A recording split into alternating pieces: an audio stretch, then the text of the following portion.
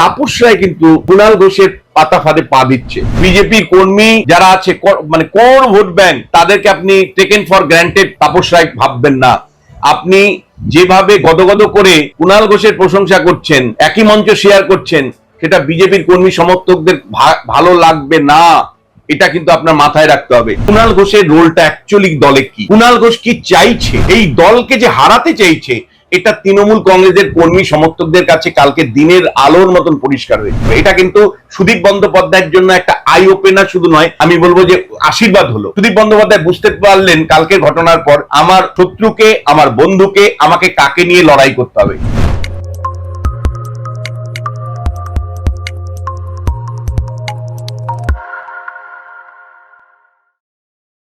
একই সাথে তোমায় আমি বলতে চাই যে তাপস রায় কিন্তু কুণাল ঘোষের পাতা ফাঁদে পা দিচ্ছে।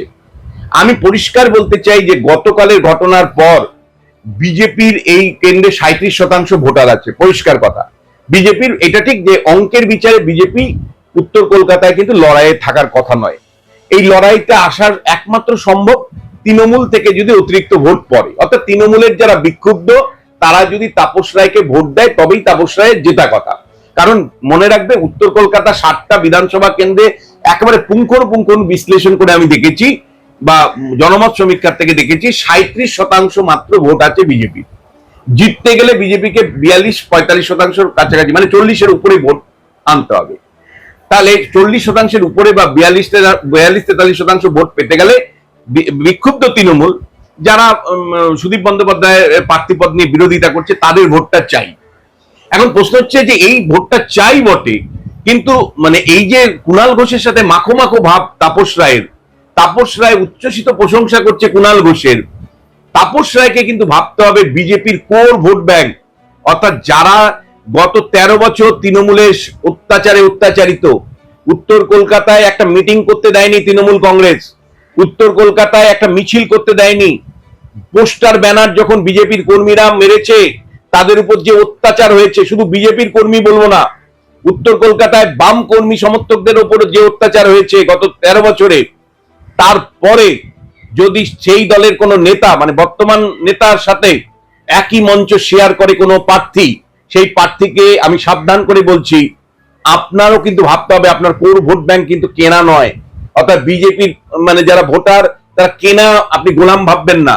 আপনি গদগদ করে কুণাল ঘোষ, বিজেপির প্রতিটি কর্মী যাকে মানে অত্যন্ত খারাপ চোখে দেখে, তাকে নিয়ে আপনি চলবেন আর মনে করেন বিজেপির কর্মীরা ঢেলে আপনাকে ভোট দিবে, এটা ভাবার কোনো কারণ নেই। বিজেপির কর্মীদের ভোট কিভাবে ট্রান্সফার হয় আমরা 2016 সালে দেখেছি।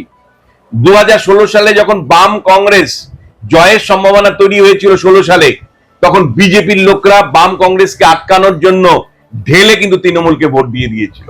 ফলে বিজেপির কর্মী যারা আছে মানে কোর ভোট ব্যাংক, তাদেরকে আপনি taken for granted Tapas Roy ভাববেন না।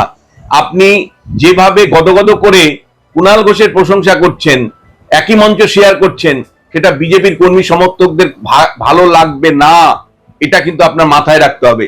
ফলে এই এন্টার এপিসোডে শুধুমাত্র তৃণমূলের ক্ষতি হবে আর বিজেপির লস মানে লাভ হবে, এমন সরল অঙ্কও ব্যাপারটা নেই।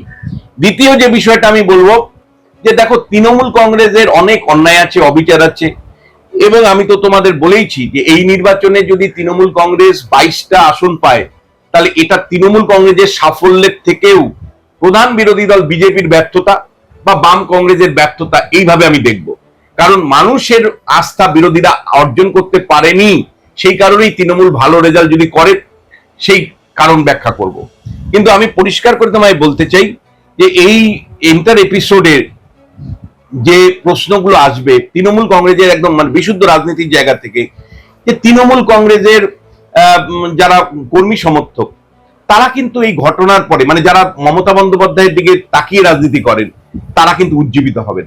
কারণ তারা আইডেন্টিফাই করতে পারবেন গতকালের ঘটনার পর যে কুণাল ঘোষের রোলটা অ্যাকচুয়ালি দলে কি, কুণাল ঘোষ কি চাইছে, দলকে হারাতে চাইছে। এই দলকে যে হারাতে চাইছে, এটা তৃণমূল কংগ্রেসের কর্মী সমর্থকদের কাছে কালকে দিনের আলোর মতন পরিষ্কার হয়েছে। ফলে তৃণমূল কংগ্রেসের যারা সুদীপের বিরোধিতা থাকলেও মমতা বন্দ্যোপাধ্যায়ের দিকে দেখে রাজনীতি করেন, তারা কিন্তু কালকের থেকে সচেতন হলেন। কালকের থেকে তৃণমূল কংগ্রেস কিন্তু বুঝতে পারবে যে আমাদের কৌশলটা কি নিতে হবে এবং কোথায় কাকে বাদ দিতে হবে, কাকে যুক্ত করে এই নির্বাচনী প্রচারটা করতে হবে। এটা কিন্তু সুদীপ বন্দ্যোপাধ্যায়ের জন্য একটা আই ওপেনার শুধু নয়, আমি বলবো যে আশীর্বাদ হলো। সুদীপ বন্দ্যোপাধ্যায় বুঝতে পারলেন কালকের ঘটনার পর আমার শত্রুকে, আমার বন্ধুকে, আমাকে কাকে নিয়ে লড়াই করতে হবে। আমি তোমায় বলছি, পেছন থেকে যদি ছুরি বড় করে না মারে, তাহলে কেবলমাত্র সংখ্যালঘু মুসলিম ভোটার এই কেন্দ্রে যা আছে 34% সংখ্যালঘু মুসলিম ভোট আছে, এই ভোটটা পুরো তৃণমূল কংগ্রেসের পক্ষে যাবে এবং বেনিফিশিয়ারি ভোটটা যদি পায়, এই লড়াই সহজ লড়াই নয়। যেই জিতুক হারুক, খুব ক্লোজ লড়াই উত্তর কলকাতায় হওয়ার সম্ভাবনা।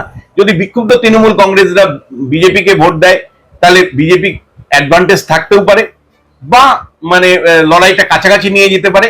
আজ বিক্ষুব্ধ কংগ্রেস তৃণমূল কংগ্রেসকে যদি তৃণমূল কংগ্রেস নির্বাচনের আগে ম্যানেজ করতে পারে, কারণ মমতা বন্দ্যোপাধ্যায় যখন হাঁটতে শুরু করবে ও তৃণমূল কংগ্রেসের আবেগ তখন তৈরি হবেই, ফলে তৃণমূল কংগ্রেস শেষ পর্যন্ত এই আসনটা ধরে রাখার সম্ভাবনাই কিন্তু প্রবল থাকবে।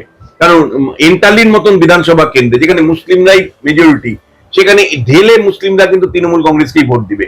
আবার তোমার গিয়ে চৌরঙ্গী বিধানসভা কেন্দ্রে মুসলিমদের যে পার্সেন্টেজ 40% আছে, তারা ঢেলে তৃণমূল কংগ্রেসকেই ভোট দিবে। এটা সমীক্ষায় ধরা পড়েছে। আবার একইভাবে তোমাকে বেলগাছিয়াতে যে মুসলিম আছে বা বেলেঘাটাতে যে মুসলিম আছে, সেই মুসলিম কমিউনিটির ভোটটা কিন্তু, বা রাজাবাজারের যে মুসলিম কমিউনিটির ভোট জোড়াসাঁকো কনস্টিটিউয়েন্সির আন্ডারে আছে, সেগুলো ঢেলে কিন্তু তৃণমূল কংগ্রেস ভোট পাবে। ফলে তৃণমূল কংগ্রেস তার শত্রু মিত্রকে যদি আইডেন্টিফাই ঠিক মতন মানে বুথ স্তরে করতে পারে, তাহলে নির্বাচন বিরাট কঠিন নির্বাচন আমি মনে করি না। আর একইভাবে আমি বলবো যে বিজেপি যদি মনে করে যে তৃণমূলের বিক্ষুব্ধ নেতাদেরকে ব্যবহার প্রকাশ্যে করব, দর্বের সাথে করব, তাহলে প্রকাশ্যে ব্যবহার করলে কিন্তু বিজেপির কোর ভোট ব্যাংকে যারা আছেন তারা ক্ষিপ্ত হবেন। এবং এই লড়াইটা কিন্তু আমি তোমাকে একজন রাজনৈতিক বিশ্লেষক হিসেবে বলতে চাই যে এই আনগাইডেড মিসাইল কুণাল ঘোষের যে লড়াই, এই লড়াইটা কিন্তু আমি তোমায় বলছি রাজ্য রাজনীতির ক্ষেত্রে একটা ভিন্ন চরিত্রও পেতে পারে। কুণাল ঘোষ সবসময় যদি অবস্থান তুমি দেখো, তাহলে অভিষেক বন্দ্যোপাধ্যায়ের পক্ষে তিনি কথা বলছেন, অভিষেক বন্দ্যোপাধ্যায়ের বক্তব্যগুলি তিনি তুলে ধরছেন। সেখানে মমতা শিবির এবং অভিষেক শিবিরের যে ভাবনাগত দ্বন্দ্ব আছে বা বস্তুগত দ্বন্দ্ব আছে, সেইখানে কিন্তু অভিষেক বন্দ্যোপাধ্যায়ের শিবিরে কুণাল ঘোষ অবস্থান করেন। এমন সম্ভাবনা উড়িয়ে দেওয়া যায় না। অভিষেক বন্দ্যোপাধ্যায় যদি কোনোদিন মহারাষ্ট্রের একনাথ শিন্দে হয়ে ওঠেন, সেটা হবেন কিনা সেটা পরবর্তী বোঝা যাবে, একনাথ শিন্দের ভূমিকা পালন করেন, অর্থাৎ মমতা বন্দ্যোপাধ্যায়কে সরিয়ে যদি মুখ্যমন্ত্রী কোনোদিন তিনিই হন রাজ্য মুখ্যমন্ত্রী, তাহলে আজকের মানে অভিষেক বন্দ্যোপাধ্যায়রা কি চেয়েছিল? সুদীপ বন্দ্যোপাধ্যায় ক্যান্ডিডেট না হোক, সুদীপ বন্দ্যোপাধ্যায় কল্যাণ থেকে শুরু করে সৌগত রায় ক্যান্ডিডেট না হোক। ফলে সুদীপ বন্দ্যোপাধ্যায় যদি পরাজিত হয়, একদিকে খুশি যদি কেউ হয়, অভিষেক শিবির খুশি হবে। তাহলে অভিষেক এর একটা টাস্ক ও পূরণ করলো, এটাই ভাববে বিশ্লেষকরা, তাই মনে করবেন।